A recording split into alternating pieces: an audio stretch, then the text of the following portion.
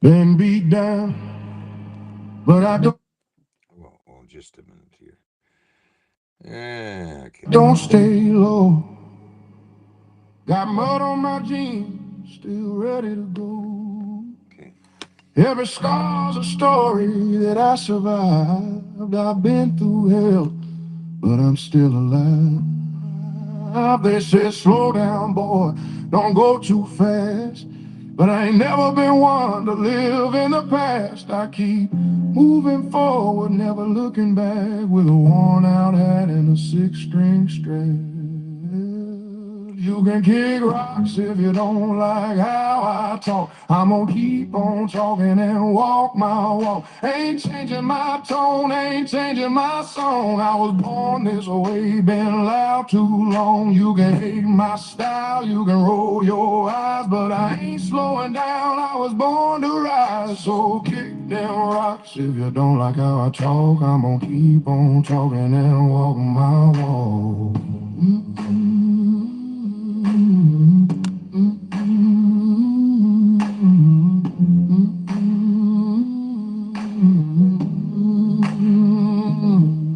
I've lost some friends, made a few new foes, but that's just life, that's how it goes. I ain't bending over just to please a crowd. If I fall down, I'll fall down proud. I talk my truth, I live my way. Ain't nobody gonna take my say. This road's been rough, but I learned the trade. It's sweat, soul and dues I paid. You can kick rocks if you don't like how I talk. I'm gonna keep on talking and walk my walk. Ain't changing my tone, ain't changing my song. I was born this way, been loud too long. You can hate my style, you can roll your eyes, but I ain't slowing down. I was born to rise, so kick them rocks if you don't like how I talk. I'm gonna keep on talking and walk my walk.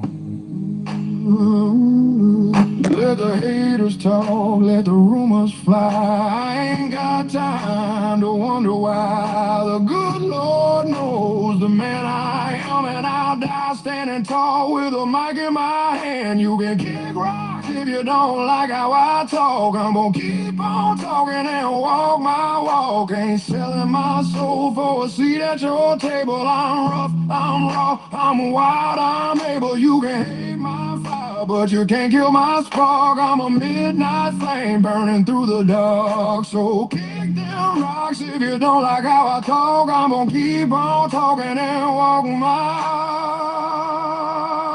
walk. You can kick rocks.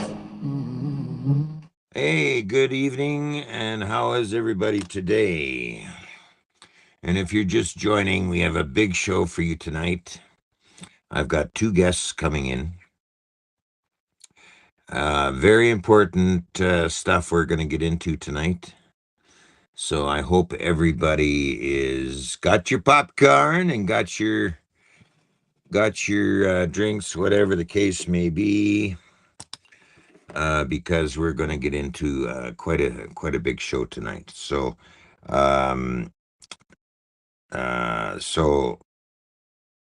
share, and we're going to get going here. I've still got some stuff to line up for you tonight. So remember, it's a one-man band, guys. Hi, Pam. How are you? It's a one-man band. It's a one-man show. I've got lots of shit to do here. So yeah, just get sharing, and we're gonna do what we can. Okay.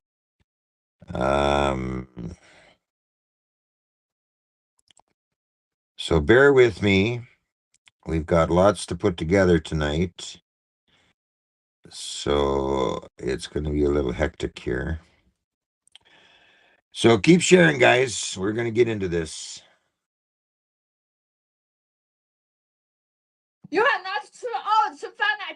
Oh, give me a break.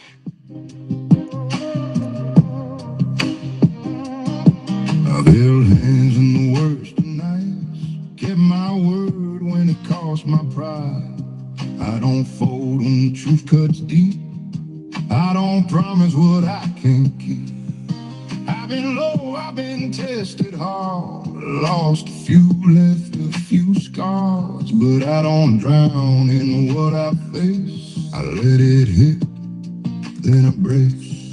When it gets lonely, when it gets thin, when the fight's outside and within, I don't run, I don't bend. When I stay, I don't fall.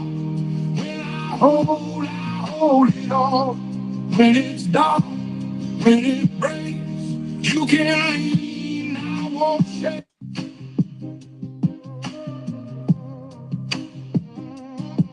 I've held hands in the worst of nights, kept my word when it cost my pride. I don't fold when the truth cuts deep. I don't promise what I can't keep. I've been low, I've been tested hard, lost a few, left a few scars, but I don't drown in what I face. I let it hit, then I brace. When it gets lonely, when it gets thin, when the fight's outside and within, I don't run, I don't bend. When I stay, I don't fall. When I hold it on. When it's dark, when it breaks, you can lean, I won't. Okay, ladies and gentlemen, we've got a big show tonight. I've got two guests coming in, and we're gonna do some extra stuff here tonight for you. I hope everybody's doing well. I think we've got something. Oh, well. I hope everybody's doing well. And I want to thank you for joining me because we have a big show tonight coming in. I'm just going to call one of these people. Where are you? Where are you?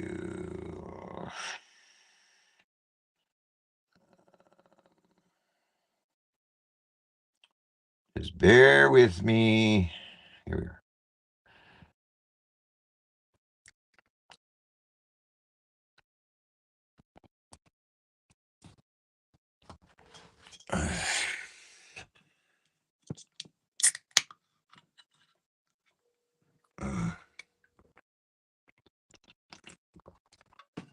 Has been forwarded to.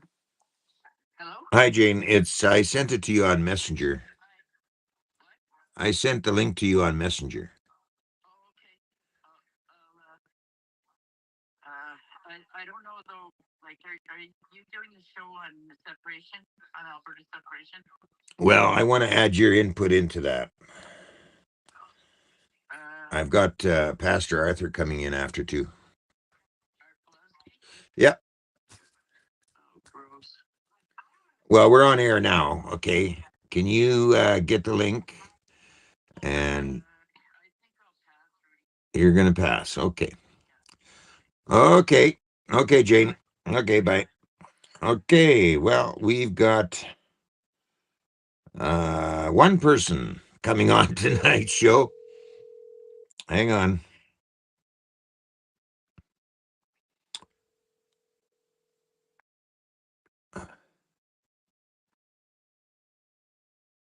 Hi, Pat. I sent it to you on Messenger. Did you see it? Do you see it there? Yeah. So you said you need to about 20 minutes. No. She just canceled out. That's fine. So if you want to jump on, if you want to jump in there, I'll see you in the back, and then I'll bring you in. Okay. So give me 5 minutes. 5 minutes. Okay. Sounds good. Okay. Okay, guys. We're down to one. That's fine. I'm going to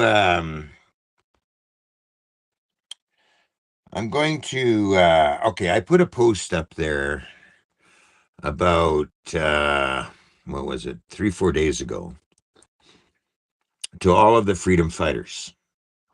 Okay. Now, there's 3 major hotspots in Canada. And before I get into that, I want you to hear this other thing that I came across. Just to give you a little bit of an insight on to what's really going on here. Officially begun this year, as far as I'm concerned. I mean, for the first time ever, Alberta has a referendum date set for the fall of 2026. And then you have the Parti Québécois, who are leading in the polls, promising a referendum as soon as they get a chance.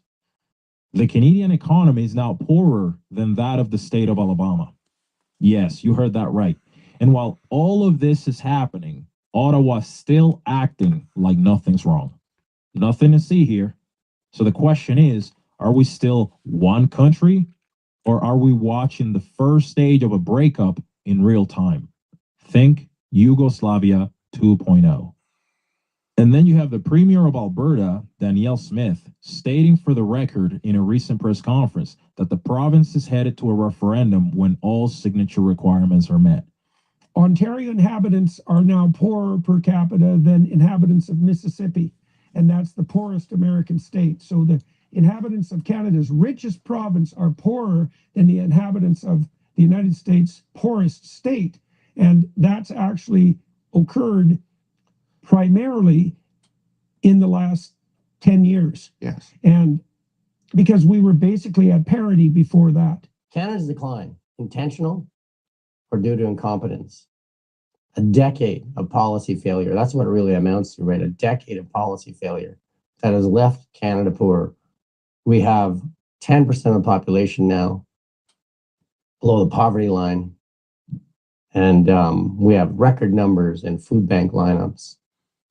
And our GDP per capita is a complete disconnect from the United States of America. I mean, they're close to double what ours is right now. It's absolutely crazy. The leading indicators point to economic decline here, economic winter, where the opposite is true for the United States of America. Investment flows into the United States, including the Prime Minister himself has invested much of his wealth into the United States of America, while Canada gets left behind. So let me get this straight. Mark Carney promised a booming economy. And what did Canadians actually end up getting? 84,000 jobs gone in 1 month. A total of 109,000 full-time jobs vanishing. And then you have hours being cut across the country and massive layoffs. But don't worry, Carney says everything is going great, right? Because when your paycheck shrinks, groceries double in price, and young people can't find. That's apparently what success looks like in liberal Canada. Because it's a debate amongst liberals and non-liberals. They say our economy is going great because the IMF is saying Canada is poised to be the tiger of the Western world. And I see people in places aside from downtown Toronto, fed by the government, and Ottawa, fed by their golden pensions, suffering. Gas prices, grocery prices, rents, taxes. People are really in trouble in Canada. So why could the IMF say we're in such great shape and other people saying Canada sucks? Because they're a friend of Carney's. He's an The IMF is a international. friend of Carney? Of course they are. This is the international financial elite And we're they're talking lying? about here. They're lying? They're playing with numbers. They're doing creative accounting. They say figures can lie and liars can figure. Well, that's what we've got going on here. So diversification for auto is not an option. If we do not have US access, we do not have an auto industry. That's just the bottom line. So we really need to get this relationship right. You would not build cars in Canada to ship to Europe or to Asia. It just doesn't make commercial or economic sense. We happen to sit beside the largest, most dynamic, wealthiest economy in the world in the United States. This is the gravity model of trade. You're going to do the most trade with the largest economy that is geographically closest to you. So, while it would be nice to diversify, not going to happen for auto. Remember the promise? Canada was supposed to be the fastest growing economy in the G7. Instead. Okay. Ladies and gentlemen, I want to introduce you to Artur Pawlowski. How are you tonight, Pastor? Good. How are you, Ruddi? I'm up to my neck in government corruption here.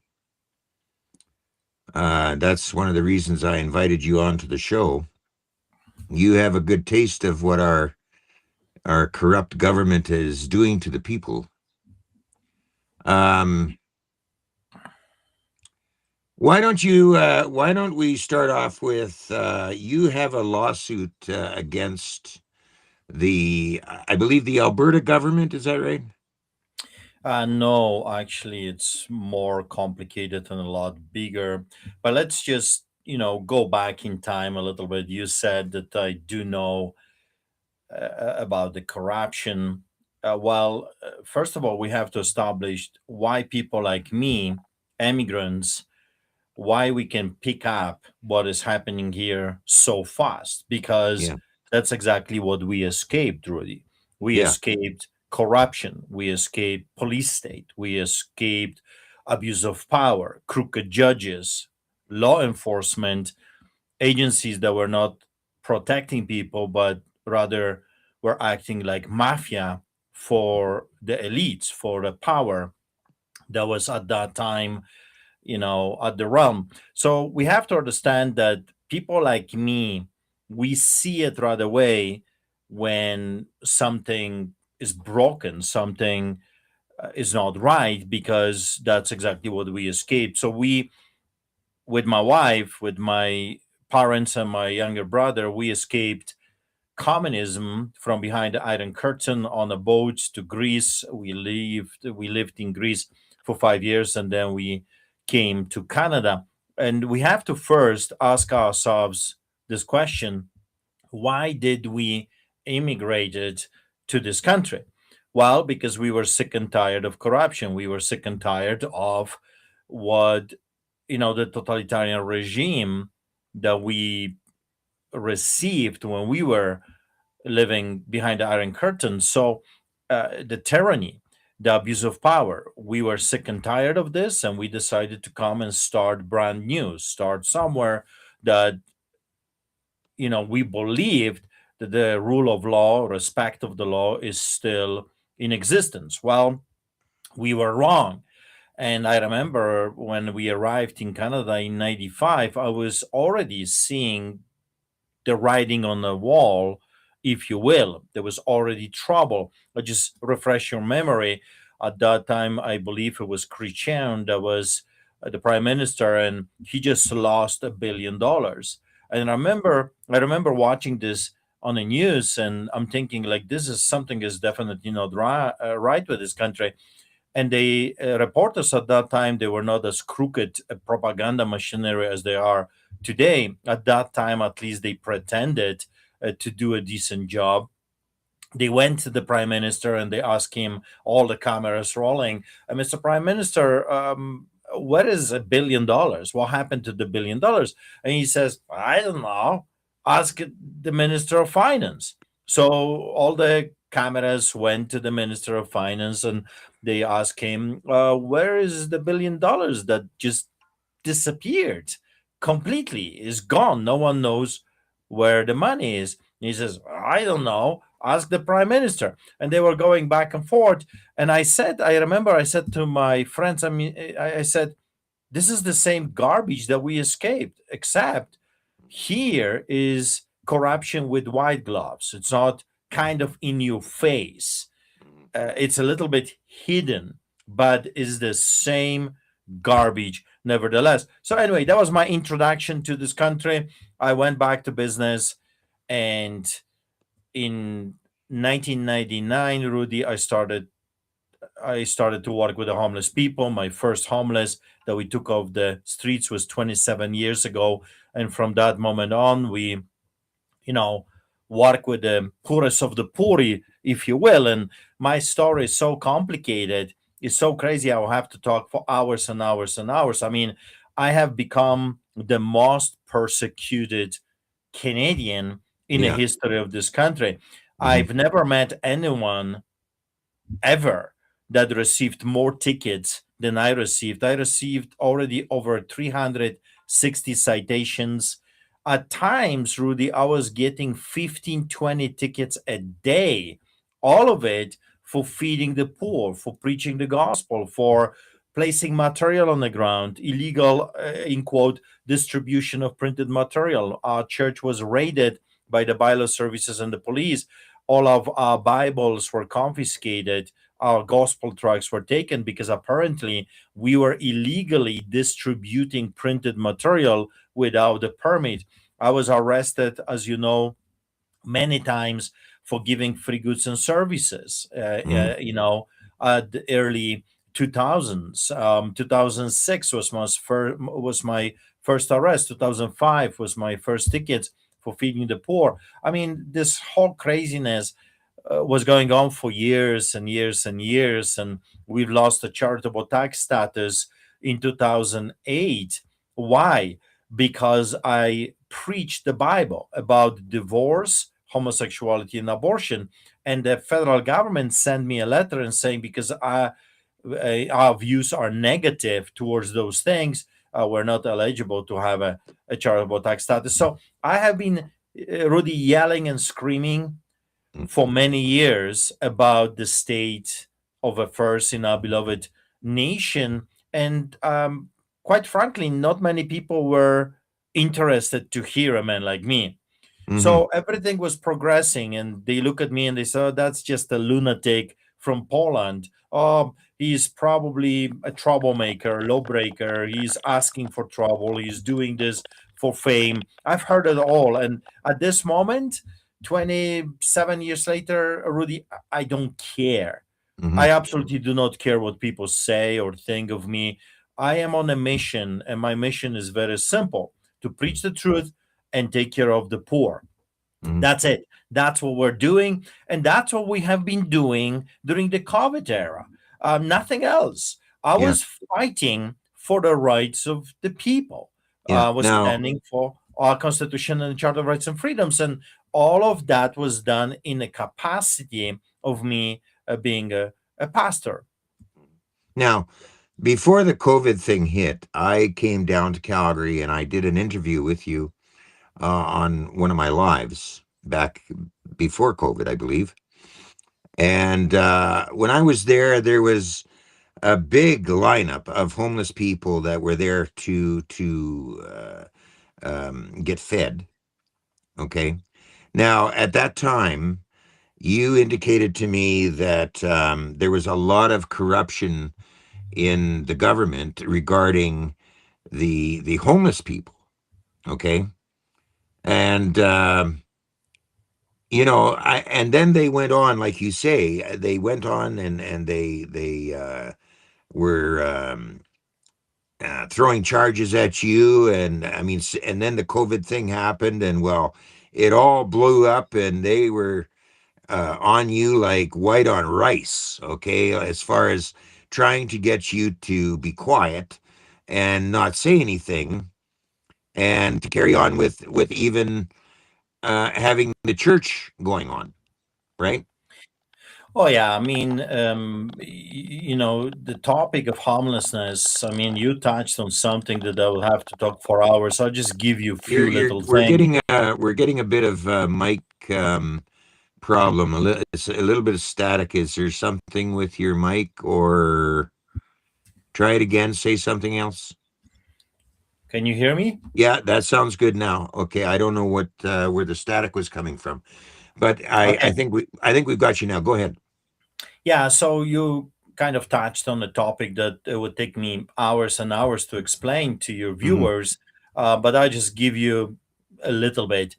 Homelessness is a big fat cow, Oh and yeah. the government and the business people are milking it in a way that average Canadian would not even believe me if I said everything that I know. It's a multi-billion-dollar industry, homelessness, Mm. and lots of people are benefiting from the poor. I mean, like I said, city of Calgary, province of Alberta, it designates about $250 million to fight homelessness. And if you gave me that money, I would build a house for every homeless person. I mean, there is enough money to build a house for every homeless person. But the money is going to the politicians and the money is going to the shelters. And the way shelters are operating in this country is they're being paid per head. So it's like a business. Mhm. When you are you're saying that you are providing services for the homeless people and you do your best to eliminate poverty, and yet you're being paid for every cattle head that you have under your wings. So the more cattle, the more money is being given to you. In other words, what I'm saying to you is in their best interest, I'm talking about those shelters and those organizations, to have more cattle heads, not less, because the Mhm. more people under their wings, the more money are being given to them by the government. So that's millions of dollars, $250 million just in the province of Alberta. Then you've got private donors. And I remember when we started to work with the homeless people, I thought that they're well fed. I was as ignorant as everybody else. What did I know, right? I didn't know anything. I thought that the shelters are good. The government is doing their best. They're feeding them and they're housing them. Life is good, right? I mean, Mhm. they are there because they want to be there. But Mhm. when I started working with the homeless people, the truth shocked us because they were Mhm. coming to us and they were saying, we did not eat for 3 days. And I said, what do you mean you didn't eat for 3 days? You are sleeping in the shelters. And then those stories were coming to us: abuse of power, rapes, confiscation of their belongings, all those different things were coming to us. I had hundreds of testimonies recorded on video of women saying that they're being repeatedly raped by the staff. I was told that a drug trafficking business is coming from the supervisors. They told me where the stash of drugs is, and it's a never ending flow of clients, if you will. So we're talking about corruption that average Canadian has absolutely no idea and would refuse to even believe it. And all of the agencies are part of this.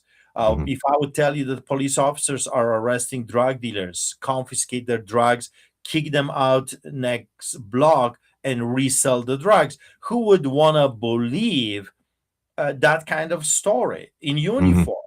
Mhm. But this is a normal thing. It's happening all the time. And drug dealers told me many times that their biggest clients are the, what do you call them, the white collars: doctors, judges, lawyers, officers, politicians. They are the number one clientele if it comes to illegal substances. So the problem is huge. But going back to the homelessness, you've got a big fat cow. You got the chicken that is laying you every single day a golden egg. So when we stepped in, when our churches came in, we had about 250 volunteers, 7 locations. We actually made a difference. We took 600 people off the streets within 3 months, and up to that time, no one really cared. The media were very positive. Officers were very good to us. No issues with bylaws, no issues with politicians, until we really became very effective in what Mhm. we were doing. We Mhm. were feeding the homeless. We were looking for jobs. We were taking them off the streets. And Ruddi, you got to remember, an average homeless person takes about $100 to $1,000 worth of. Now is the fentanyl big thing, but at that time Mhm. was crack cocaine and other things, ecstasy. That's a big number if you multiply this by 600 clients. So Mhm. someone somewhere was losing millions of dollars a month and they were not happy. So when we became very successful in taking people off the streets free of charge, not taking a penny from the taxpayers, everything done by volunteers and paid by the volunteers. Mhm. And the politicians took notice, and I started to receive police officers, bylaw services, tickets, arrests, and the rest is history. So I have been fighting with this corruption. Of course, how do you fight corruption? Well, you expose it. You Mhm. let the people know what's going on. At that time, I was very popular. I had my TV show, a reality TV show for 4 years. It was the number one reality show on the TV station. It was very popular. I was on the radio. I had my radio show as well. So I was exposing the corruption. I was letting people know what I saw and what the reports were coming from eyewitnesses and stuff like this. And then the government stepped in, and it's quite interesting that out of all the entities, you know who took us to court? Who It was was that? the drop-in center, master seat, with the collaboration of City Hall. Why? Because they are highly corrupted institutions to the core. And where is your tie with the government? Well, two MLAs are the ones from Master Seat. Their father, so Jeremy and Jason Nixon, their father, Pat Nixon, created the Master Seed, and we're talking about millions upon millions upon millions of dollars that has been challenged from the taxpayers to that entity. And I don't want to talk about those people. I mean, there is corruption following them all the time.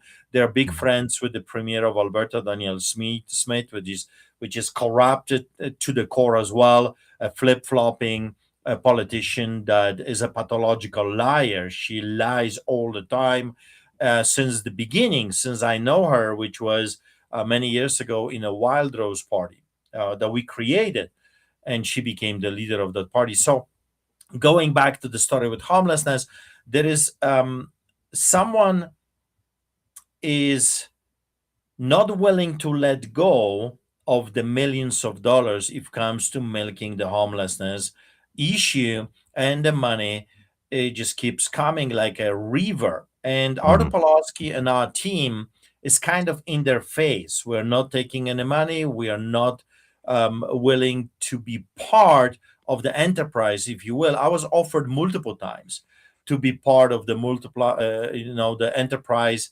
I was offered millions of dollars from the government here to become part of what they're doing, which is robbing and stealing the taxpayers. And as a pastor, I know other pastors have no problem with that, but I just could not do it. You got to remember, I grew up in corruption. I was a corrupted man because the system was very corrupted. We bribed the police, we bribed the politicians. That was the system. That's how you conducted business. It's a little bit like you see in Cuba or Mexico. They're very similar system that in order to achieve something, to do something, you had to bribe the bureaucrats, you had to bribe the doctors, nurses, teachers. I mean, that's just how the system was working. And that's why we escaped. We were sick and tired of it. And we came to Canada to avoid this. But unfortunately, this whole craziness caught up with us. And I just simply said, no, I'm not going back to, like a dog to the vomits. I'm not going back to the corruption. I refuse. As you know, my story, I was offered millions of dollars by the government to shut up, by the Smith's government. So the Premier of Alberta and her government, I was offered all kinds of different things. I was offered a guaranteed seat at the legislature. I was offered, of course, all bribery. I was offered to chair a public inquiry. I was offered all kinds of different things if I would just shut up. And Ruddi, I couldn't do that. I can't. There's that static again on your mic. I don't understand, but I want this to be very clear. Can you hear it now? Yeah, it's still there a little bit. It sounds kind of like a loose connection kind of thing, or a funny connection is what it sounds like. Is it plugged into your computer or something, or your mic? Yeah, just okay, there. It's good now. It's good there now. Now, just give me a second. I'm going to unplug it, and then I'm going to. Yeah, but it's sounding good now. I think that I was just getting it on my end. It's a little bit static. Static that was coming in. But I want to make sure that when you're talking, it's very clear so that we get a very good understanding of your perspective in this. But it sounds How good is now. now? Now it How is sounds now? good. Yeah. Yeah. Yeah, okay. Sounds So good. I unplugged it and plugged it again, and Okay. hopefully it will be good. So there is a history in this whole craziness, and of course that was happening before the COVID hit, and then if people are wondering why I was targeted at the beginning of 2020, Ruddi, you remember I was the first Canadian with another lady from Lethbridge that was charged with a COVID ticket. So Mm. they did a big press conference, and the chief of police, I believe, was talking, and I was this super spreader, this bad guy. But you got to go back to the facts. What I was doing, I Hmm. was feeding the poor. And Yeah. I remember I was, going back and forth with the city hall and the provincial government when they told me I have to stop my soup kitchen. And I said to them, listen, people, you don't make any sense. If we're truly in the middle of this great crisis, then my services are now needed more than ever, because people need to eat regardless Yes. if we're in the middle of pandemic or not. You're going to Right. feed the masses. I said, Yes. what do you think those people are going to do? We got 15,000 homeless individuals or people facing homelessness in a province of Alberta. At times we have that many in the city of Calgary alone. Mhm. What do you think is going to happen if you shut down the shelters and you shut down the soup kitchens? I mean, I know what is going to happen, because people need to eat, so they will turn into violence, they will turn Yes. into crime. I Yeah. said, let me feed them. I even went as far to say, okay, I'll keep them 6 feet apart. Because, in the end of the day, Ruddi, I wanted to save lives. Yes. This way or that way, that was my objective. And when they said no, I knew right away this whole thing is a hoax, because I was Yes. willing to do everything they wanted me to do to keep it safe. And they said no. Mm. Instead, they sent the police, bylaw services, health inspectors, and I became the first recipient of the COVID craziness. And of Mm. course, since then, for the next few years, I received about 50 citations worth millions of dollars. I was arrested, rearrested, spent time in prison, and then organized rallies and did whatever I could do to let the people know that we have seen this movie before, that this is a propaganda. Government is lying to you. I Yeah. said it so many times because immigrants like us that grew up under a boot of a totalitarian regime, we see it so clearly. And the way the government was communicating the message, it was pure propaganda. It was pure Mhm. propaganda. We could pick it up right away. Yeah. People that escaped communism and socialism and any other, a totalitarian regime. So I warned the people. And I remember we started with the 7 people protesting. And by the time I was arrested the last time, we had 15 to 20,000 people coming to the rallies. So as you know, the truck convoy started. I was invited by the organizers of the truck convoy to become their pastor. At that time, I was traveling all over Canada, flying everywhere, doing stuff, church services. I was in Ottawa, I was in Manitoba, Saskatchewan, British Columbia. I did church services at the Supreme Court, at other locations, City Hall, you name it. I was educating people about what I remembered and what I knew from behind the Iron Curtain. And apparently, the government got so scared, as you know, No. Oh yeah. because I was the first one to be picked up by Yeah. the Gestapo, as I call them, the political Yeah. police, Damn um, right. Yeah. from Yeah. all the truckers. I mean, I didn't have a rig. I was pastor organizing church services. We had Lord Supper. We were singing hymns. I was preaching the Bible and giving people messages of hope. But that Mhm. was so dangerous to the liars. You see, when a man preaches the truth, who is afraid? The Mm. liars, Yes. because Yeah. they've built their lies like a house of cards, lie Yeah. on top of a lie. And when the only thing you need to do is bring the truth, and the whole thing crumbles. Mhm. And that's what I was doing. I was educating people. I was telling them that our God is bigger than all of those, sons of the Castro combined together. And and they got scared. I got arrested by anti-terrorists multiple times. I was arrested by our own version of FBI, RCMP, federal agents. I was arrested by detectives. I was arrested by undercover police, uniformed Calgary police.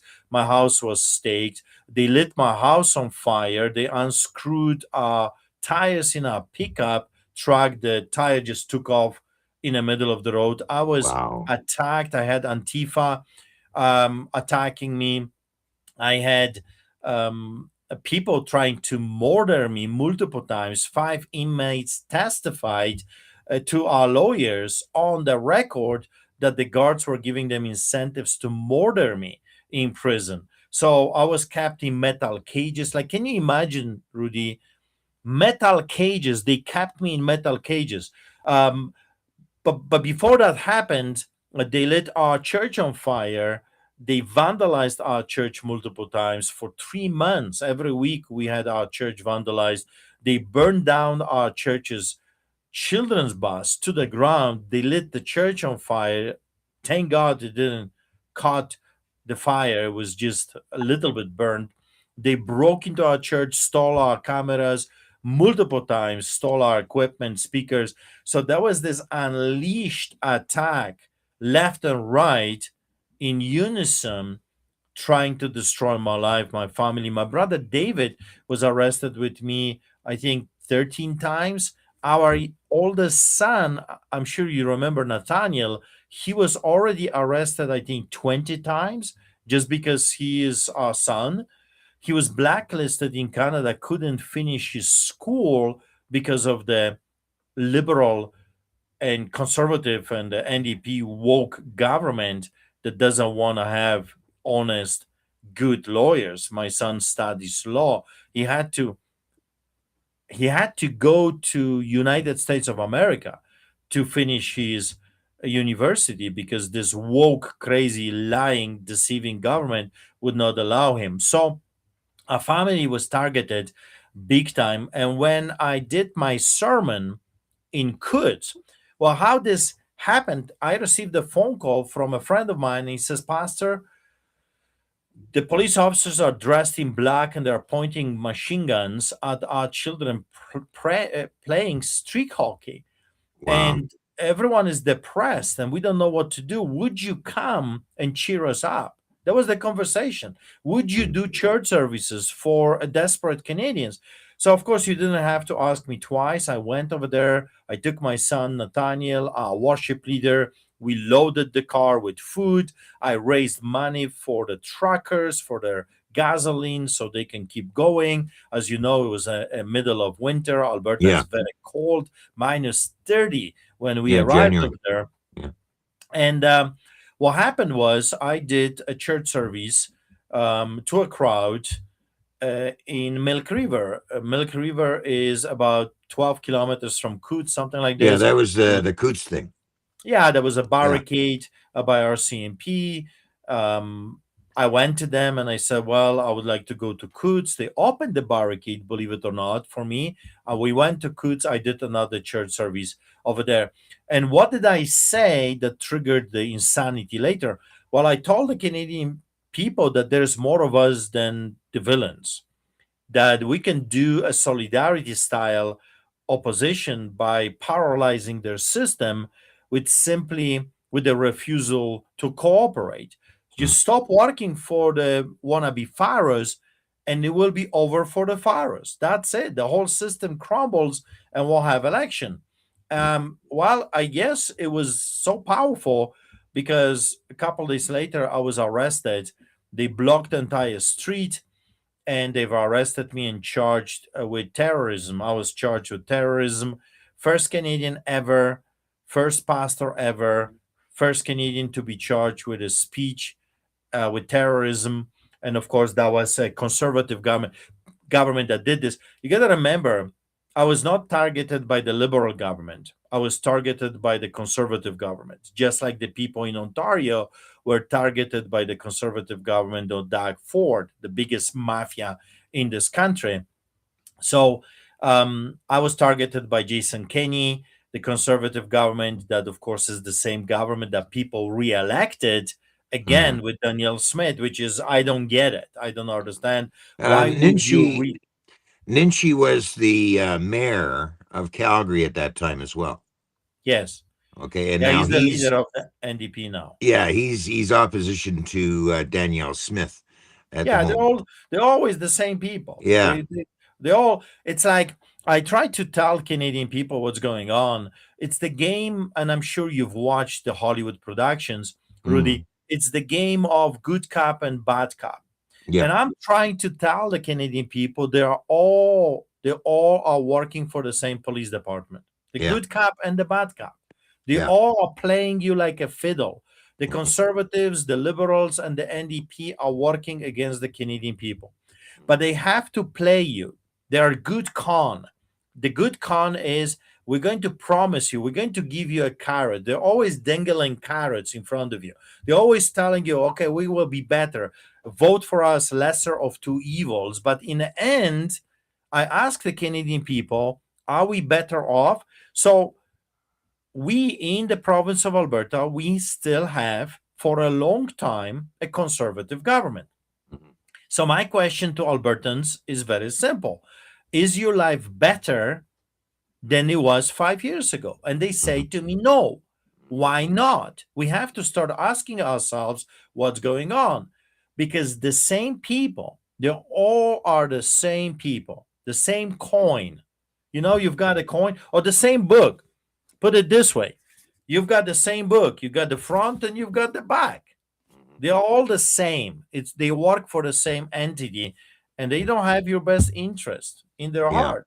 And that's what I was saying. And I still do my best to educate people how the system works, how the game is being played. But unfortunately, I have not been very successful, because right now what we're observing is the Pierre Poilievre is the savior of Canada, and Danielle Smith is the savior of Alberta. And yet, that's the same government that locked us like animals.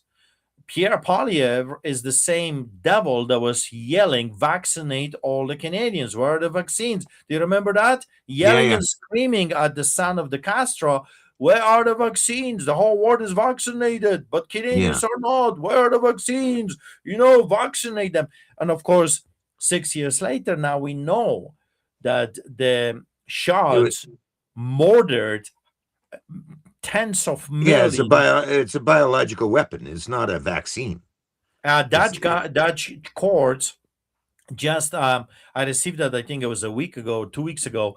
Dutch court already rendered their decision that the shots are bioweapon. And yet, in Canada, Canadians are still injected in the province of Alberta. So Danielle Smith is the savior of Alberta. He's 6 months young. Dynamite. Yeah. 6 months young kids are being vaccinated with the COVID shots, and the recommendation by the Smith's government is every 3 months. Yeah, they're not forcing you to do it, but they are recommending. You know how the propaganda works, right? We, the government, safe and effective, go and do it, protect your, grandma and grandpa. The game still is being played in front of our eyes, and yet, unfortunately, most people do not know what's going on. But going back to my arrest, because I think this is the first time we talk after I was released from prison, and I think your viewers do not know how corrupt and crooked our so-called justice system is. So when I was arrested, and of course I was arrested many times, I was manhandled, tortured by the police, taken to prison, stripped naked, and they would keep me in solitary confinement. Of course, they wanted to inject me. They wanted to test me, and I fought them. I know you have to kill me, to put that into my system. And I told them, I'll fight you. You have to, shoot me. And they didn't want to do that, thank God. I was spared. But instead, as a punishment, they would take me from my solitary confinement, where you have a bed. Yeah, it's a small, tiny place, but at least you have a bed, you got the washroom, and and you've got water. They would take me to a metal cages. A metal cage, Rudy, is no bigger than me sitting. It was like a box, and you sit over Wow. there. You cannot move. You cannot stretch. It's extremely hot, and you're in and out of consciousness. You're suffocating, and they Wow. would keep me in those metal cages for hours and hours and hours, and then back into solitary, and then back into a concrete cell, no water, no washroom. So that was the treatment that this government, the conservative government, was giving me for simply doing my job as a pastor. The Yeah, yeah. good news out of Mhm, this mhm. is that I was very popular by the inmates. Inmates loved me. They recognized me right away, and they said to the guards that were giving them incentives to murder me in prison, they said, "This guy is innocent. He should not be here. He didn't deserve to be here. If anything happens to him, watch your back." So the inmates step up to my defense. And 21 days into my solitary confinement, Rudy, they sent a letter, they signed a letter together, every inmate, and they said, release this man from solitary or you will have a problem. So Mhm. the next day, I was released from solitary confinement for 1 hour, 1 hour only a day, and I was able to interact with the inmates. And I did church studies and church services and prayer meetings, and I was able to interact with others. I was so popular that at my church services, I had every single inmate at my unit. Every inmate was coming and participating in the church services. So that Wow. scared them. I was so popular in jail Mhm. that they protected me, and I was kidnapped by sheriffs and taken without the knowledge of my lawyers, without the knowledge of my family. I was literally kidnapped, shackled, taken into a metal cage, and I was taken to Edmonton, hundreds of kilometers away from Calgary, and I was placed, Rudy, in MaxPot. MaxPot is a prison for the most dangerous terrorists. Oh my I God. was there by myself, 100 unit empty, and I was by myself, freezing conditions, watched by three guards, and I received a document. And that's why I really encourage you to get the book. Um, my book, I wrote this book in prison, and you can see the pictures of that's my sermon in Quds. Those are my Yeah, arrests and yeah. different other things. But I received this document. I want to show it to you. This document right here, and if you get the book, it's on Mm. Amazon.ca for Canadians. Lions Do Not Bow, and Amazon.com for the Americans in the world. Lions Do Not Bow. This document that I received stated that I am to be housed alone because I am extremely dangerous for the staff and the facility. You see, they didn't like that I was so popular. What they wanted to break me. They wanted me to be Yeah, desperate. yeah. Twice during this time, Crown Prosecutor, this lying manipulator, Stephen Johnston, Mhm. a Crown Prosecutor from the province of Alberta, came with an offer: if I say I'm sorry, then they will release me and drop other charges. I just had to say I'm sorry. Those are the pieces of paper I wrote my manuscript. So I wrote the book on the pieces of request forms because they would not give me a paper. So inmates were sliding a request forms under my door Wow. so I can keep writing. You know Wow. my book, Rudy, this Mhm, book, Lions Do Not Bow, and it has a mhm. whole story. It's a big book. I included the background story, the Get Out video. Remember the Get Out Nazi video that was watched over 1 billion times? My arrests, the arrest when I came back from America and I was arrested on the tarmac I've never seen anyone in my life being arrested in a plane, never mind a tarmac. I step out of the plane, boom, I got arrested. Yeah, I remember that too. I Charged. followed the whole thing. Yeah, I was charged criminally, Ruddi, for Yeah. officiating an illegal gathering, participating in illegal gathering, not wearing a muzzle, all kinds of baptizing my daughter. Can you believe it? In a park, in a river, I was charged criminally for organizing that event. I mean, it's crazy. So Mhm. off I went to prison, and I kept documenting all of it, what I was observing, what I remember, why I yelled at those officers, Gestapo and Nazis, what was happening, what was said, the bribery, the blackmail, the attempted murder, Yeah. all of those things.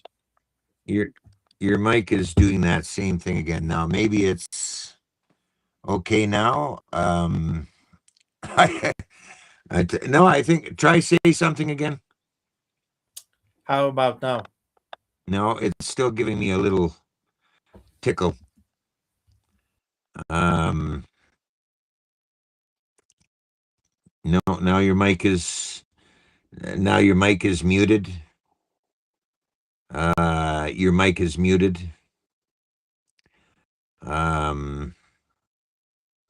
Your mic is muted. Let me see if I can. How about There now? now it's open. Okay. Yeah, you Now see, I've got you. I don't know what's happening. Maybe they're interfering with the Oh, broadcast. we'll push on. Don't worry. Yeah. I'm used to So that kind of shit, so that's okay. We'll push on. So now this all came, and now you've got this big lawsuit now. Okay. yeah. So And what happened was I refused to bow. That's why the title of my book is "Lions Do Not Bow." That's the picture from my arrest. I was Mhm. arrested by anti-terrorists in the middle of the highway. So I refused to bow. That's what really angered them. They charged me with terrorism, interfering with the crucial infrastructure under the Defense Act, mischief over 5,000, some other garbage charges. And we proceeded to the trial, and they found a crooked judge, Gordon Crinky, that found me guilty on everything. My sermon, he said, was dangerous. My sermon, when during my sermon, 3 times I said to the Canadians peacefully, no guns, no swords. This is a peaceful uprising, lawful. Exercise your rights under the Charter of Rights and Freedoms and the Constitution, just like the Polish people did it. And yet they said it was violent.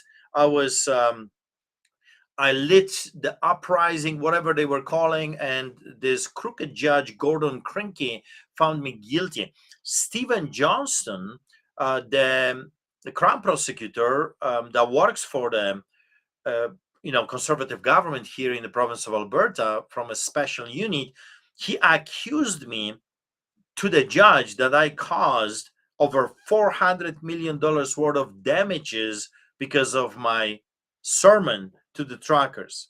$400 million. So all of that was going on back and forth. Eventually, the Gordon Crinky, crooked judge of Alberta, found me guilty, and we went to the appeal.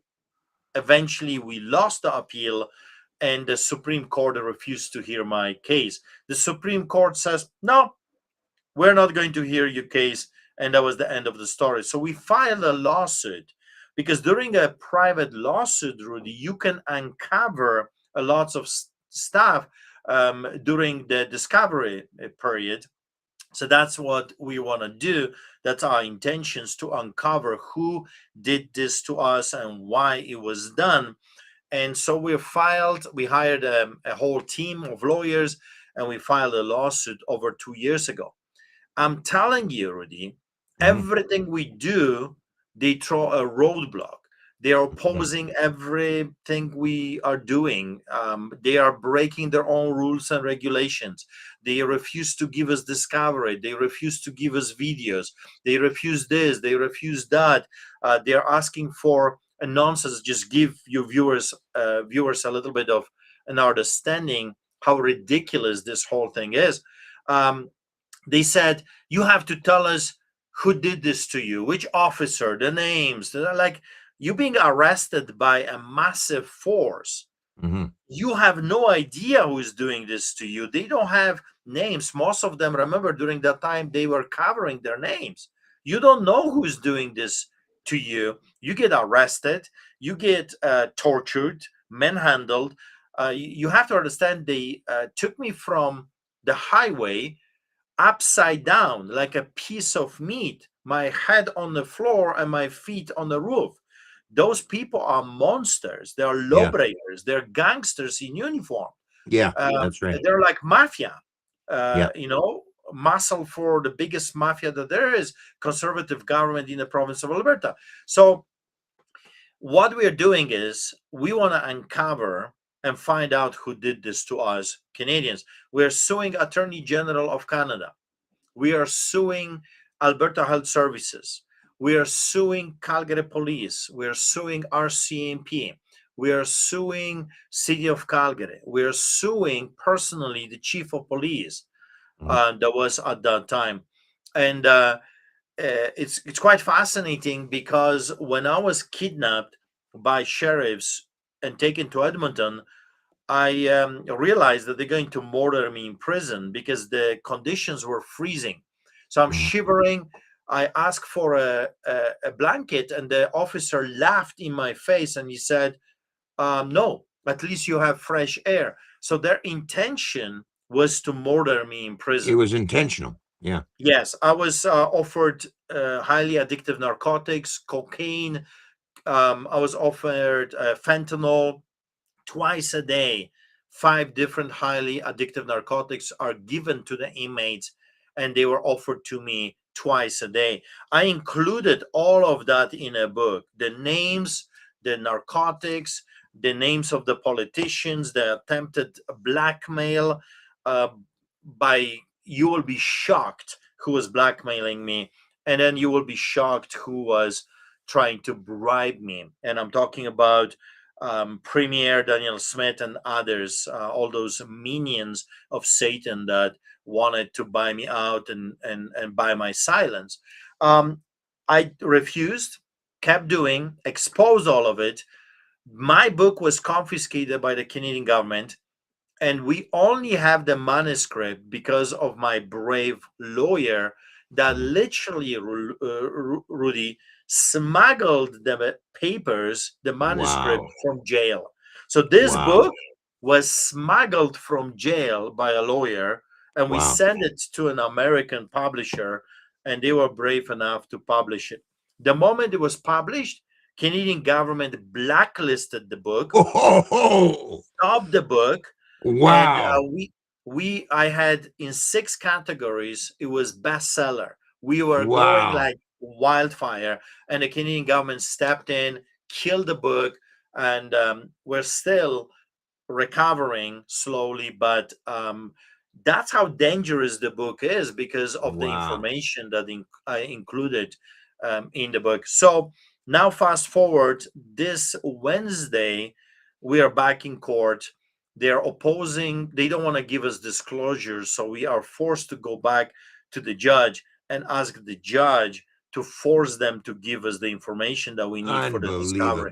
So this is the level of corruption that I remember when I was growing up in Poland under the boots of communism and socialism. Another interesting fact for the people that many do not know, that when the judge learned, a good judge learned what is happening to me, the freezing conditions and the threats on my life, that scared the Riemann. Said, oh, we're suing Riemann, of course, for what they did to me. The metal cages, solitary confinement. And you will not really believe what they did. They came and they took me to a psych ward without evaluation of the doctors, without even the knowledge of Alberta Health Services, illegally, without the evaluation, without even talking, completely illegal. And how do I know that? Because a doctor came to me on the 3rd day. So I'm sitting in a psych ward with crazy people. And I'm telling you, it was absolute insanity to be there. And the doctor comes to me and says, Mr. Pawlowski, what are you doing here? I said, well, you're asking me. I was kidnapped, taken, and Wow. I'm here. He says, you're not supposed to be here. What they did is illegal. You Wow. cannot be placed in a psych ward without the evaluation of us, the Yeah. doctors. So Yeah. they completely broke every rule, everything. And eventually I was released. I spent, 3 years, over 2 years. I was on house arrest, in prison, total insanity, and eventually Unbelievable. my appeal was denied, and we're suing them. So for the viewers, if you want to support what we're doing, I mean, I already spent $160,000 in legal fees already, Wow. and we are heading into discovery. And I was already told that we will need $200,000 to $300,000 for that process. So we need help. We're getting some help. We got some allies that believe in this fight. They believe in freedom. They believe in what we're doing. But we need all the support we can get, all the allies we can get. So if you want to help us, please do. This Oh would be a yeah, good it's one time. of the reasons. That's one of the reason. Another reason for having you on the show today, because we've got to really, as far as the citizens of Canada, my reach is right across the board, and I've been doing this for 11 years, as you know.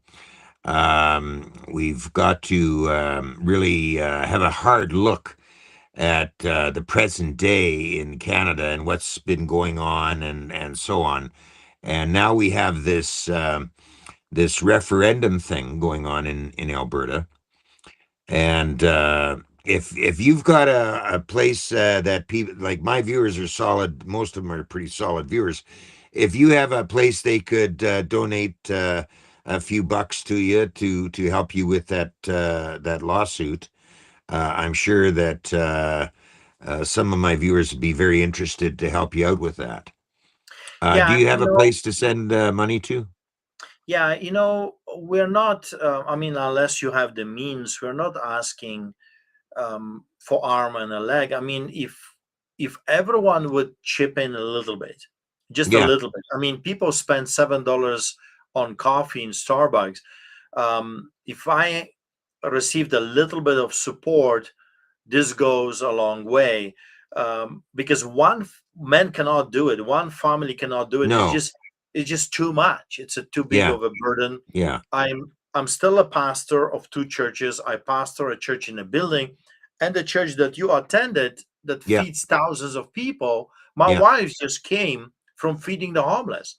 yeah. Right now, 3 times a week, Wednesday, Friday, and Sunday, we're feeding the poor, the poorest people in the city of Calgary, and we're You doing moved great. you moved locations before. When I came down, you were right across from City Hall, and now you're on the next block over. Why is that?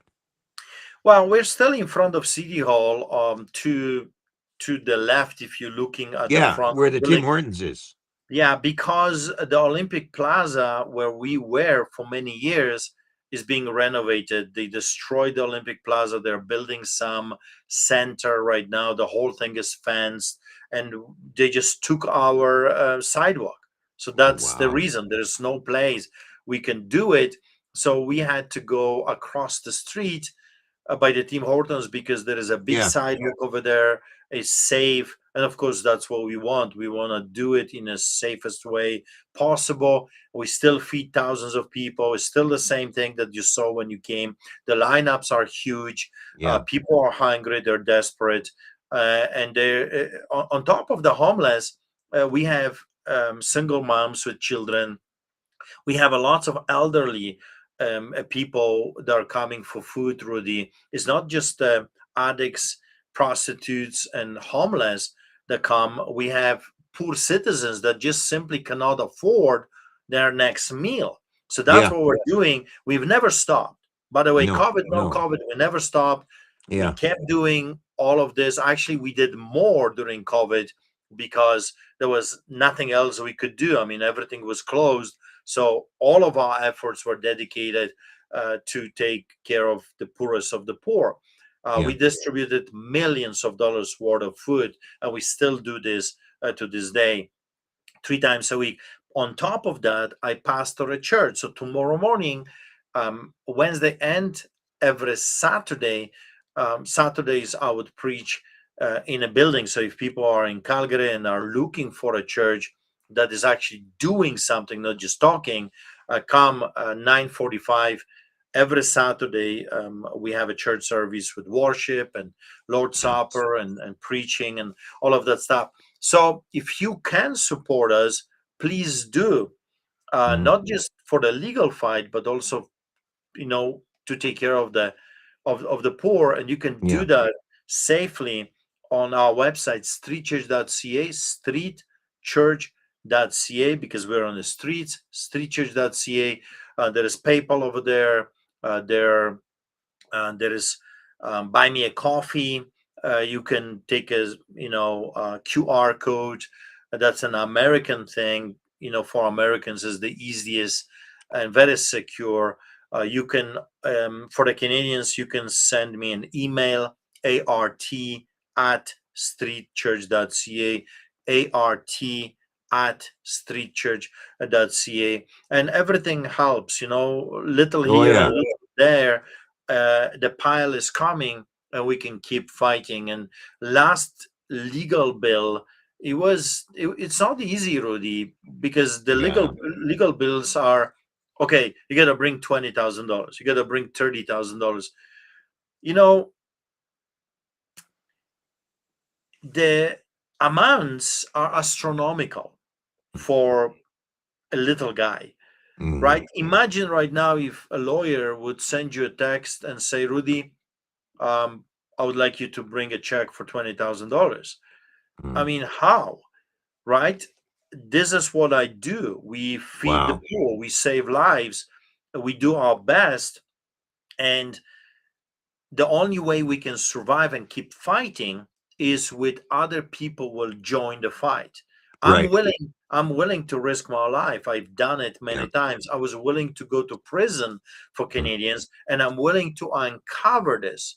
We are only few, Ruddi, in this country that are still interested in uncovering this crime against humanity.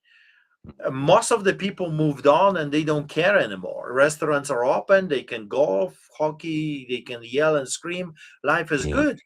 But I am interested in justice. I want those people to be accountable. How are we going to do it? We don't have political power. Our politicians are not interested. Here is the thing, Ruddi.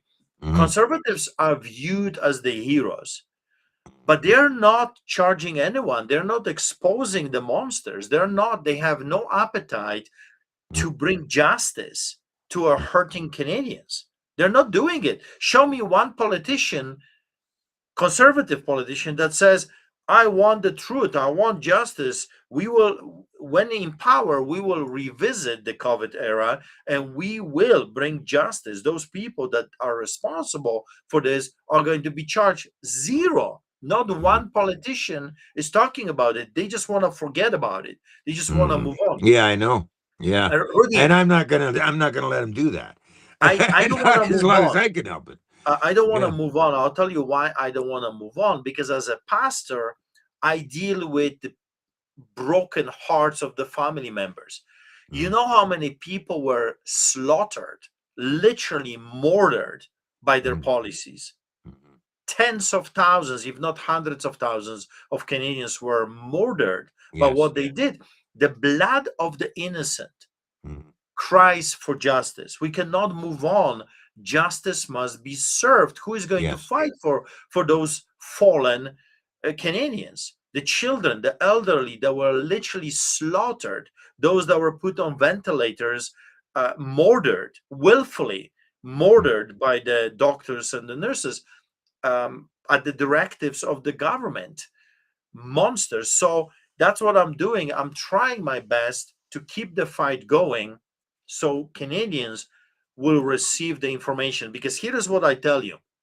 And if you know anything about me, well, I wrote the book and I'm not shying of naming those monsters. I am naming the crown. I am naming the judges. I am naming the politicians. And Pierre Poilievre is in a book as well. And you will be shocked what this man tried to do to us. So I'm not afraid. I am very dedicated. I'm very focused. Yeah, that I And I know. want discovery. I want to get the information so I can give it to you, so I can give it to the Canadians. Because during discovery, lots of things will be uncovered. A private lawsuit gives you this enormous power to look under the stones, to move things around, a lot more than the criminal persecution. So that's what I'm looking for. That's why I'm doing what I'm doing, because it would be a lot easier, and I would have $160,000 in my pocket just to move on. But again, as a clergy, as a pastor, as a Canadian, as a father, as a husband, I cannot let go. Those people deserve to know the truth. Yeah. Okay, so now this court case you're going up to now it's because they're not willing to give you the full disclosure of for your lawyer on that. And there was another thing that you were at the courthouse over that what was his name? So just going back to why we are in court this Wednesday, you got to remember that every time they oppose us, every time they break the law, every time they don't want to give what is by law required, they waste my money. Exactly. People need to understand the tactics. Yeah. They know what they did.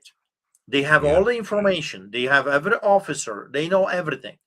But they're not giving it to us because they want to bankrupt me. That's the agenda. People need to understand. Here's the thing. Here's the thing. You were at that guy's court case. You were just a spectator.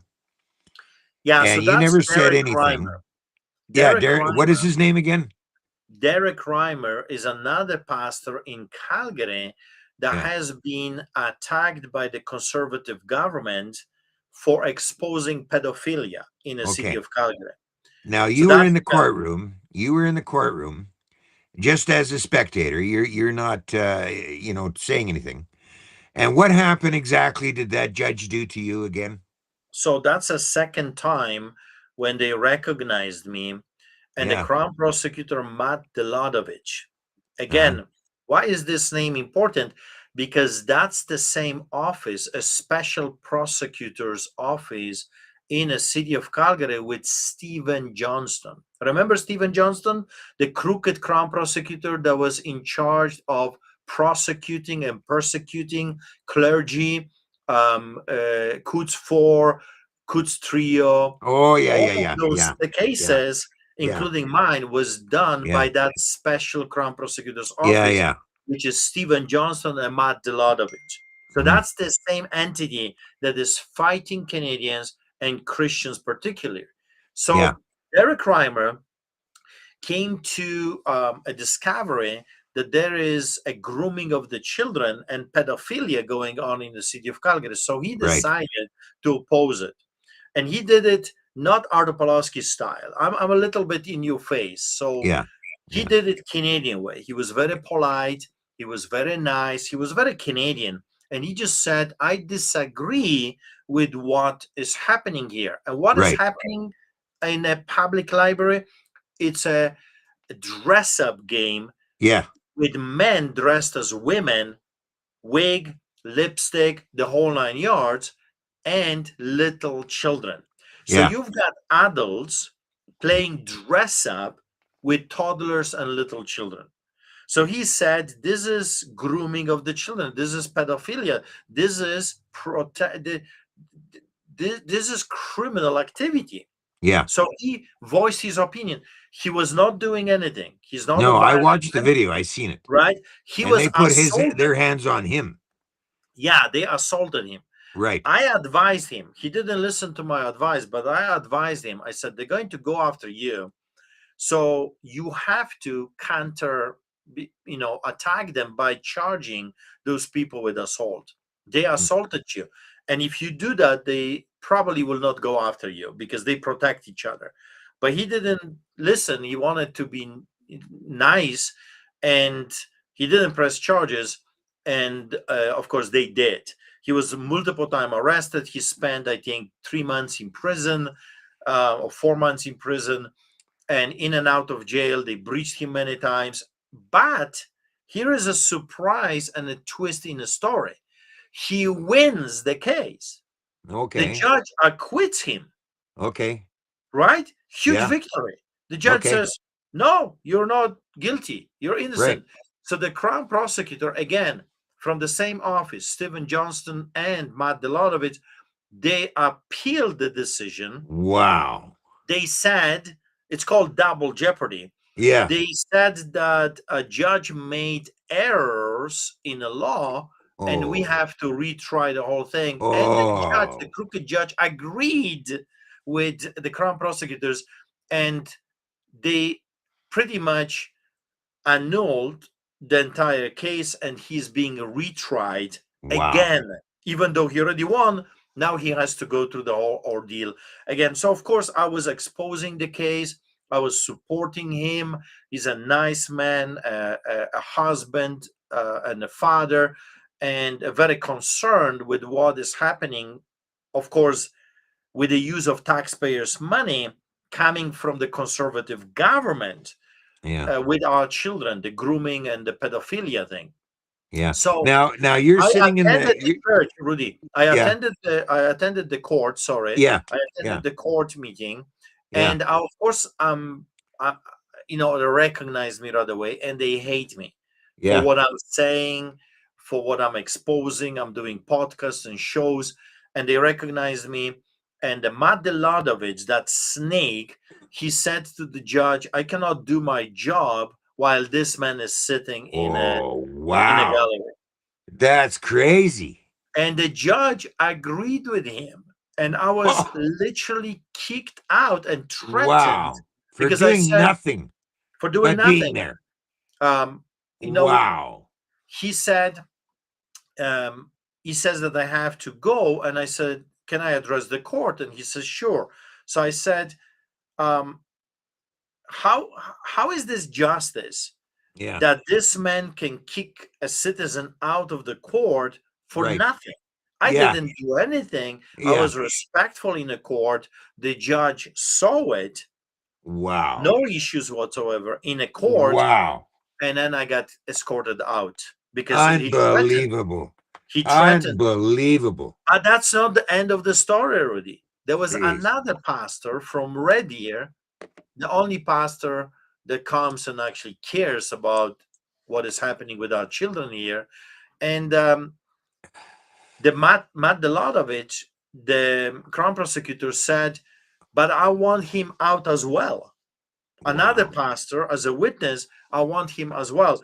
And the judge addressed my friend Sean Hamm, and the accusation towards him, you won't believe it.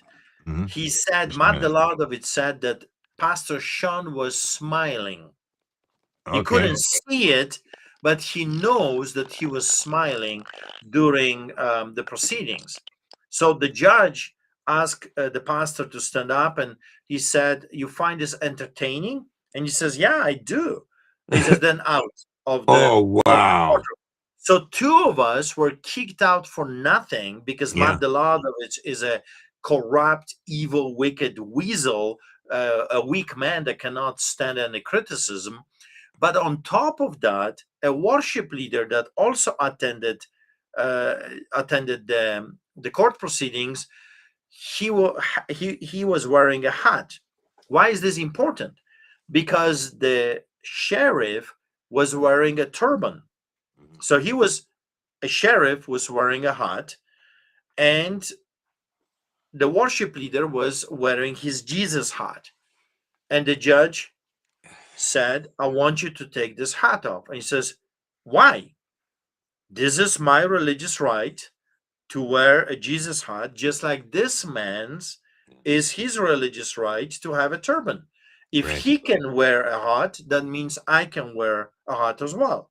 And the Yeah. judge kicked him out as well Jesus Christ. from the court. So we are dealing with a crooked judges, crooked justice system, lying and Unreal. deceiving Crown prosecutors like Matt Deladovich and Stephen Johnston. So those snakes, vipers, and scorpions Yeah. are protected by the conservative government. And that's my point. Nothing changed for people like us. Political dissidents are under attack left and right by the conservative government, not the liberal government. And don't get me wrong, Ruddi, liberal government is crazy. Those are Nazis. However, the conservative government are the communists. So you're Right. dealing between the two entities, the Nazis or the communists, who are better. And the people look at the communists and they say, well, communists are better, so let's vote for the lesser of two evils. Jeez. And that's how our country was lost, because we kept doing this over and over again. We are lowering the bar and we Yeah. keep voting for the lesser of two evils. And now what do we have in government? Just evil. Yes. Yeah, that's true. Now, I've made some calls to some independent MLA out here in British Columbia. He's going to be on the show next Friday, hopefully. But we're going to start digging into a lot more of this factual stuff on the show, and that was one of the reasons for having you on, because of your experience, your firsthand experience with their bullshit. Let's put it that way. And I really want people to understand as we go into this Alberta independence. What's your opinion of this? Because, like I say, Danielle Smith is in there, and Ninchi, he's the opposite of Danielle Smith. And what is your take on this? If it comes to government operatives, it's a theater. They're playing people like a fiddle. So Yes. Danielle Smith is opposing independence, of course, because she is with Carney. She's not going to allow independence at all. She will fight. She said that publicly, that she's not going to allow it. She will do everything in her power to stop it. She said that on camera. So that's not news. It shouldn't be news to Albertans. She was not hiding her colors. But if it comes to the idea of independence, of course, that's a beautiful Excuse me. thing. We should be independent. As you know, I was the leader of the Independence Party of Alberta. I loved independence, and I want Alberta to be independent. But if you want my opinion, it's not going to happen. They will not allow it to happen. There's already a scandal after scandal. There are operatives within the movement trying to destroy the movement from within. Yeah. The politicians. Well, the latest on the CBC is that it's Russian influence and China influence and everything. Yeah, of course, you we can know think that of. with Trump, Russian collusion, right? I mean, the same playbook, the same garbage, the same liars, all the mainstream propaganda. That's just what it is. I don't know why anyone would watch that garbage. It's garbage.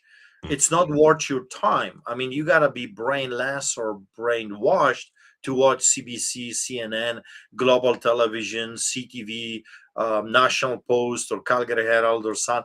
Those are propaganda pieces. You want to be indoctrinated, watch that, read that. But if you're normal, if you don't want to end up brain dead, I would encourage you not to watch it unless you want to, like me.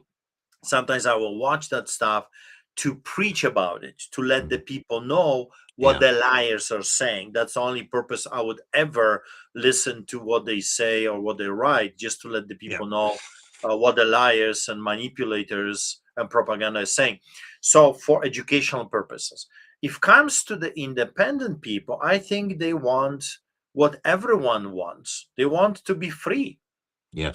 So of course I want to be free, and I hope that they will succeed. However, I already know that it will not. It will not succeed. It's going nowhere. People are wasting their time and the money. because the globalists will not allow it. And unfortunately, we do not have a leader that is able to pull this off, like Donald Trump.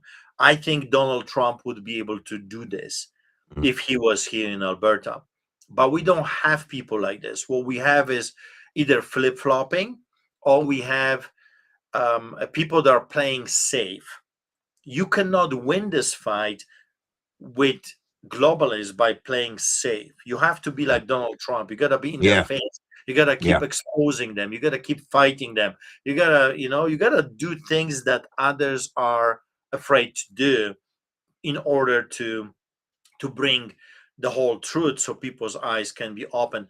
I believe that if they will even manage, let's say they will manage to put the question for a referendum, which legally they should be able to, because it's over 300,000 signatures, and I think you need 170 something to pass the threshold. Well, they've done that. They've done They've that. done that. So Yeah. legally, they should be allowed to put Yeah. that question on a paper. However, Mhm. I think the crooks are going to try to stop this with some kind of a legal way. Well, Lawyers, they've already brought the native situation into it. another And native, who yeah. activated this devil, Jason Kenney, got activated. They're using him left and right. The mainstream propaganda loves the guy, so they're Mm. giving him free airtime. Mhm. The murderer that has so much blood on his hands, Yeah, he the does. ex-premier of Alberta, Jason Kenney, he is now, the big honcho that is, being used to destroy the referendum and the independence movement. They're bringing their old guns, their cannons back into the play. This devil was quiet for a while. Now he's activated again, and he's all over the news. So Mhm. I see the game being played. Pierre Poilievre is another cannon that they're going to use to destroy the movement, because it's all Canada, elbows up with Carney, and we are Canadians and all of that stuff. So I think, in a way, Albertans are screwed. We Well, there could be walking into a trap, is what they could be doing. yeah, You know, now that's the the way I'm breach. starting to look at it. Like it's Now kind of a little trap going on here. now we've You know. got this a breach of the Centurion project with private informations that Mhm. it's a breach of privacy, and they're all after Yeah. this. And so I said to our church multiple times that they're going to find a legal way to hold this, to halt, to put it on hold, and they will put an injunction of some sort. They're going to find some legal way to stop it, and that's exactly what we're witnessing right now. Yeah. I said it from the very beginning. As much as I would like Alberta to be independent, I don't think it's going to happen, because I believe they're doing this in the wrong way. I think there are big flaws, in my opinion, how it's being done. But we will see very quickly. Again, a year ago, I prophesied, I spoke publicly many times that this is a waste of time and the money, because I believe that only God at this moment can save us. And I just don't see people having an appetite, Ruddi, for God at all. I don't see a movement. I don't see I pastors know. really Me too. coming Yeah. together. So without God, like you got to remember, I was very heavily involved in the MAGA movement in the United States, Yeah. Yeah. with the General Flynn, with Michael Lindell, with Yeah. I remember that too. Trump's family. So all that MAGA movement, God was everywhere. God was Mhm. in the middle of the movement.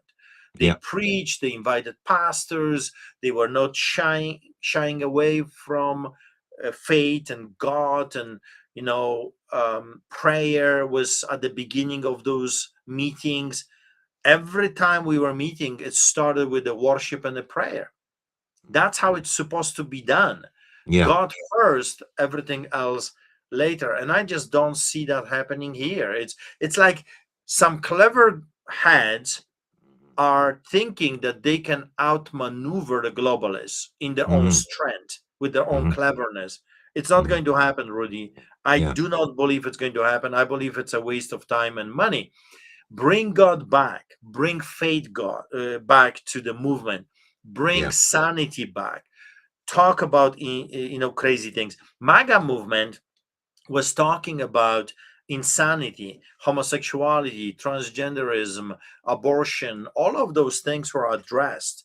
The MAGA movement was not afraid to talk about things that most politicians were afraid to talk about. But we don't have that here.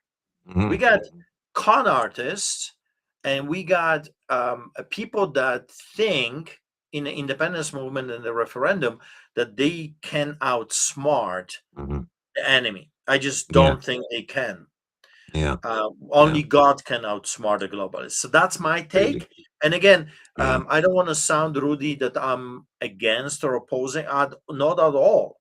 I Mhm. love the idea. I advocated for this idea before them.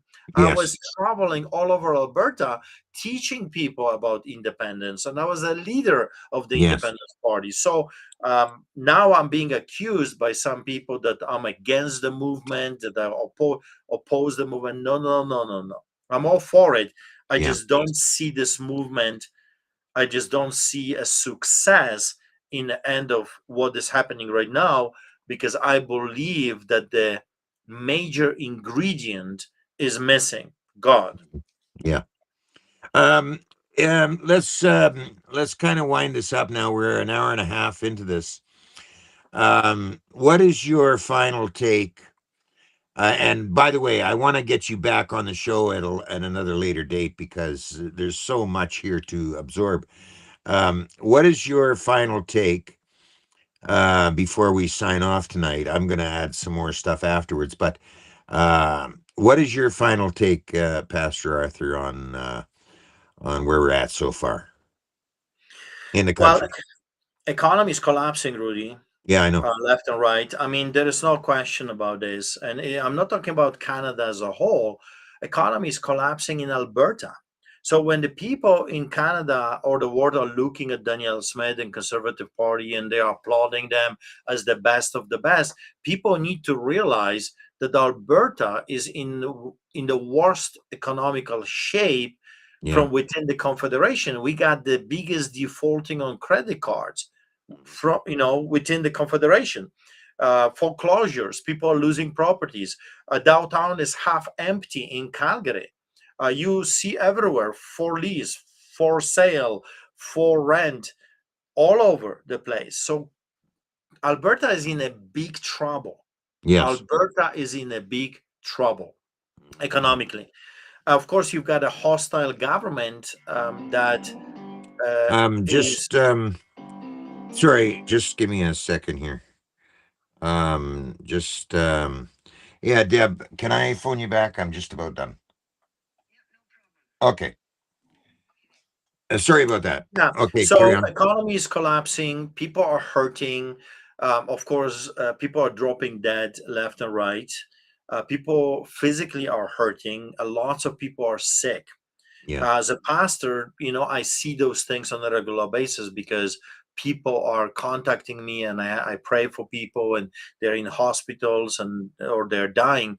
So this is what I see: this acceleration, if you will, in sickness and death, which we were told by the doctors that it will take for some people will take years for this whole COVID craziness to catch up, but people are going to be very sick and they're going to drop dead. The turbo cancers are wiping people left and right. So we're dealing with this.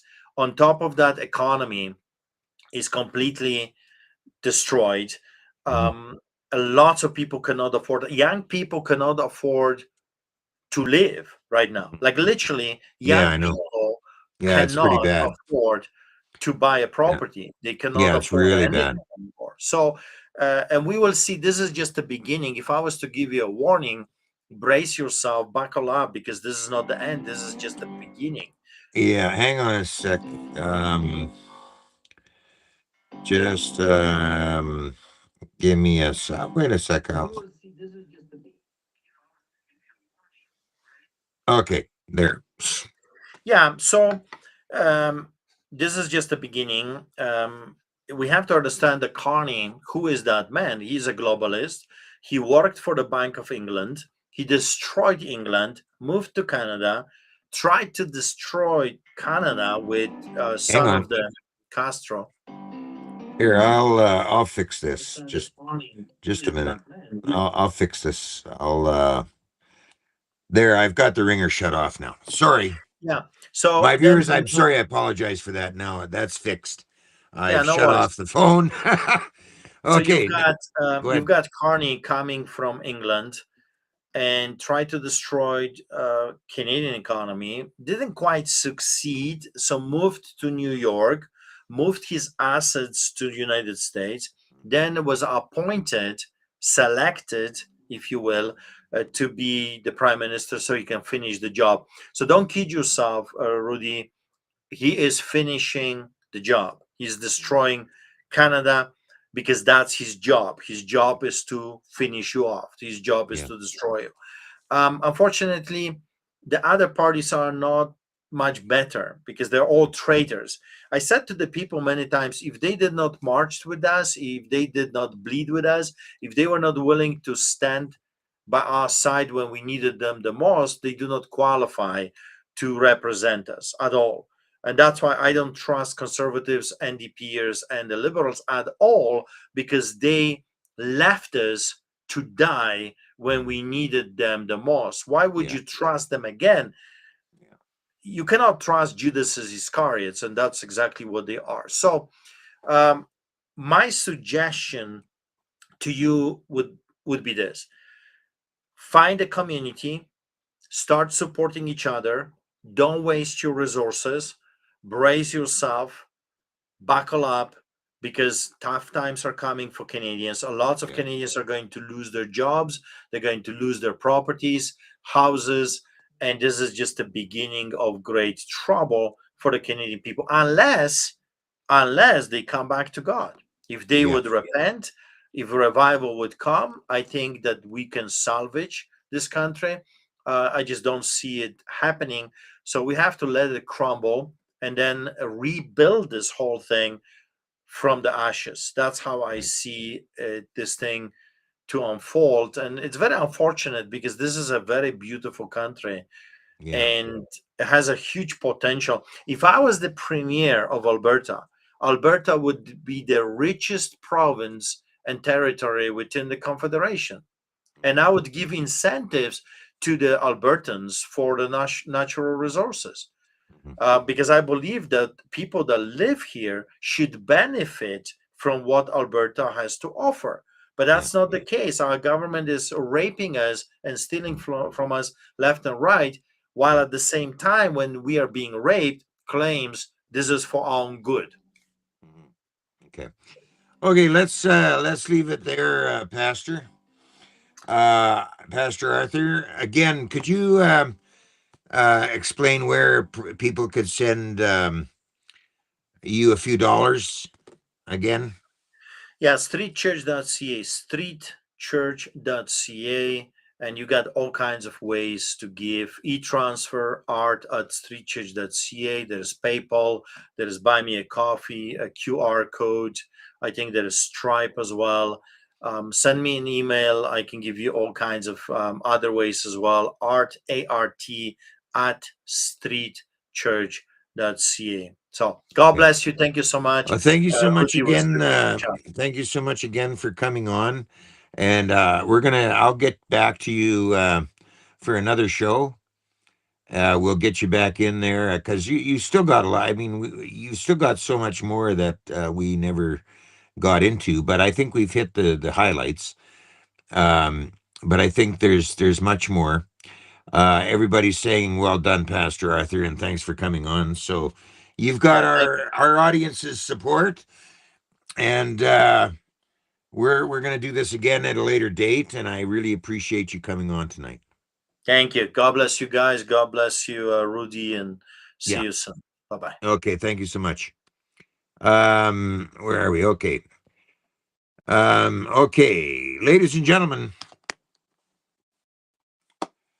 we're going to get into some more heavy shows coming up in the very near future. Like I said, though, every Friday, 6 o'clock, I'm going to come out with even more, because we're really going to dig into the corruption of what I've been saying for over 11 years. Okay, now, so we're going to be bringing in some real heavy hitters coming up in the next few shows. So stay tuned. And, I don't know why some people have to call while I'm doing a show. Let's, I just for shits and giggles, I want to hear this again. So stay tuned. This, are you calling me? Okay, you want to turn your radio down or something? Yeah, because I've got your background coming in the show there. Are you calling? Now you're on a voiceover on my show live. Your radio down or something? Okay, I'm trying to turn it down. I don't know what the heck's going on. Okay. I've got your background. You're watching the show. I can see that. Now you're on a voiceover on my show live. I'm trying to turn it down. I don't know what the heck's going on. Okay.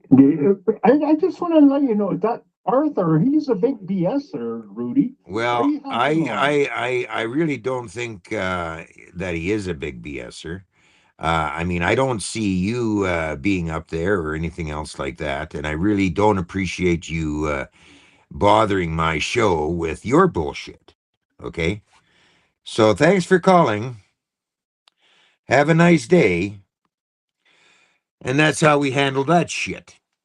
Okay, ladies and gentlemen, we had a little laugh at the end of the show there. Because I tell you one thing, I know he's not a bullshitter. Pastor Arthur was treated very inhumanely in Canada. And I've known Pastor Arthur for some time. And everything he has told you, I know firsthand, because I went down and interviewed the guy way before, like I said, before COVID happened, and he was, or is still today, feeding the homeless. And I don't see this individual who won't even have a caller ID on his phone, so I don't know who it is.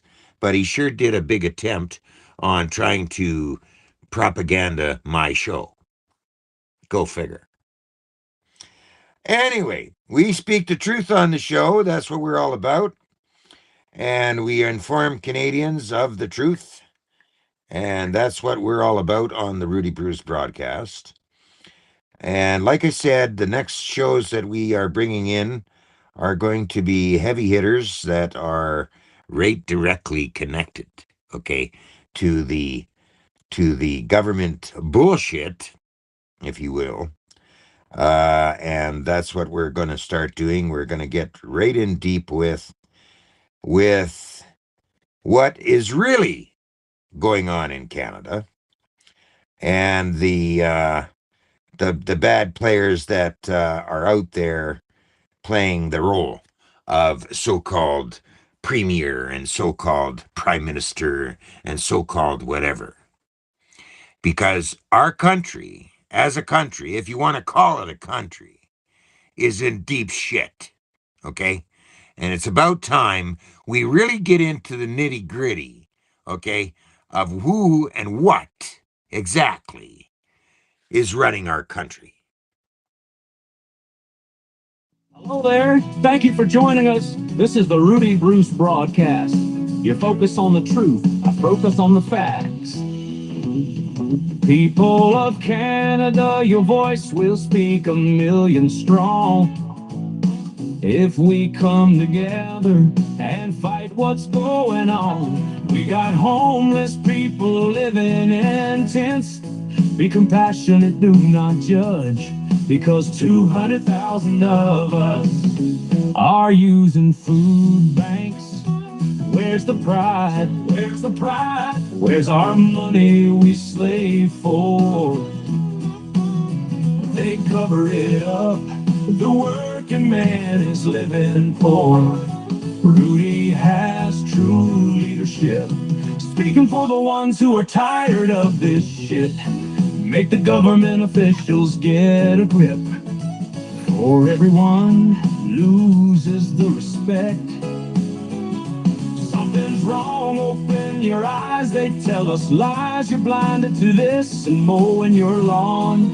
United, we stand, divided we fall. The time will come, the day is near, we will all march. So listen with your ears, we are not zombies or fresh meat. Let's grind up the government, make compost for the maple trees. Let's avenge the deaths of the ones who have fallen. Coronavirus, opioid, we're still trying. They thought they got away scot-free. We will get the last laugh, just wait and see. These talks we have on the broadcast will provide the guide. Let's do it fast. Taxpayers believe we live strong and free. Everyone does. Are you shitting me? Round of applause to you and yours for tuning in. We're opening doors. This is the real movement, people. Let's stand up, Canada, before we lose.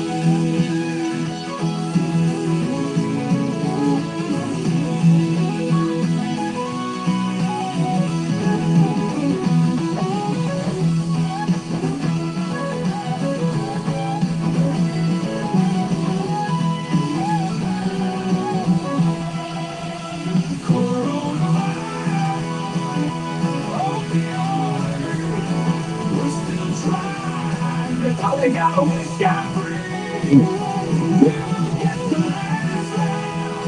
Just wait and see. These talks we have on the broadcast will provide the guide. Let's do it fast. Taxpayers believe we live strong and free. Everyone does. Are you shitting me? Round of applause to you and yours for tuning in. We're opening doors. This is the real movement. People that stand up, Canada, before we lose it.